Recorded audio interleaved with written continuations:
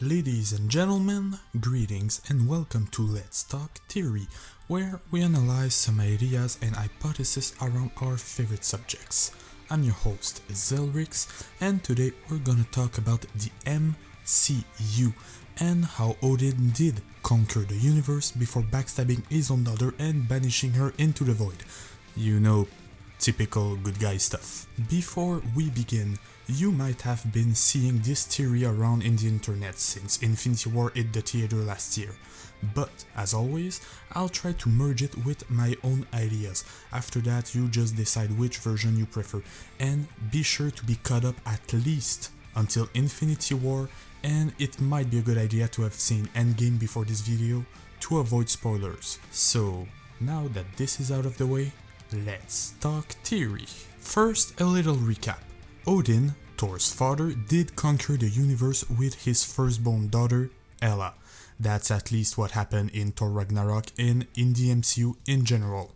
We never really knew how Odin achieved such power to rule the universe. He would need power to achieve that. Well, there's the simple explanation that he's a god, shut up. But what if it was much more complicated? What if Odin used to own his own version of the Infinity Gauntlet? First of all, the stones were mentioned in Avengers Age of Ultron when Thor came back and announced that Vision had an Infinity Stone on his forehead and explained to the audience and other Avengers what they were. It's implied that the Infinity Stones are in fact something pretty well known on Asgard, maybe because Odin used to own them. But at least we know one thing, Asgardians know what the Infinity Stones are. Also, on Nidavellir, the dwarf forged the gauntlet for Thanos so he can wield the stones. Something that always bothered me.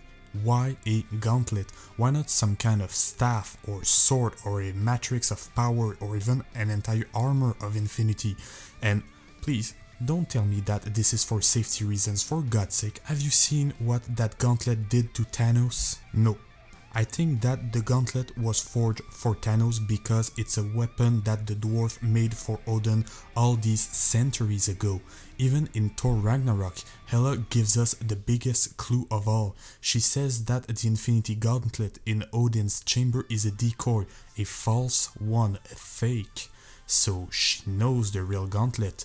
In Infinity War, Thanos just went to get the gauntlet, so it's impossible for Hela to know Thanos' gauntlet. Hey, she was banished, remember?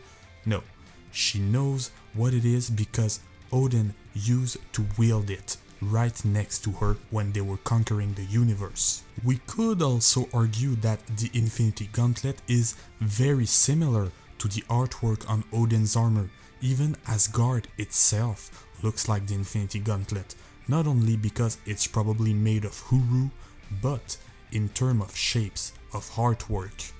What about those colors on the Bifrost?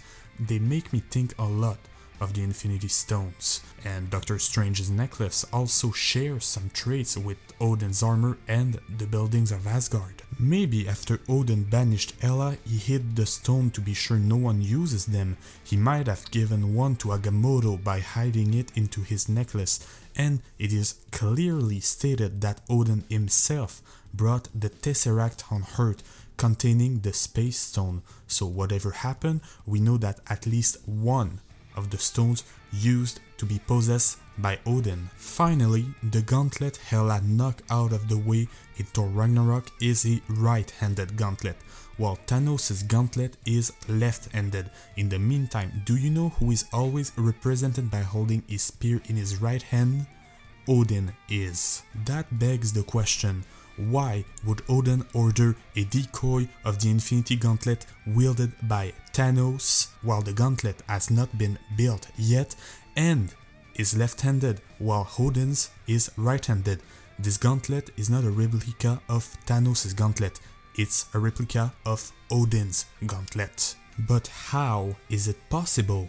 Because when Thanos, Hulk and Iron Man used the stone, their power did hurt them. Well, to answer that, we actually have to look to the two Guardians of the Galaxy movies. In the first one, the the Guardian managed to use the power of the stone because Star-Lord have 50% of his father DNA.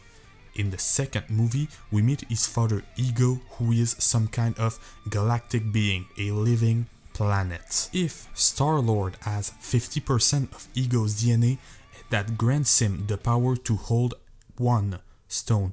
Maybe Odin is just so powerful that the stones can't hurt him. He's a god after all, and Thanos is powerful, but on his own he is basically a really big strong guy, but there is nothing godlike or divine about him. I mean, don't get me wrong, Thanos is crazy powerful, but even with all the Infinity Stones, one slash of Stormbreaker managed to almost kill him. So we know that Asgardians are really powerful in the Marvel Cinematic Universe.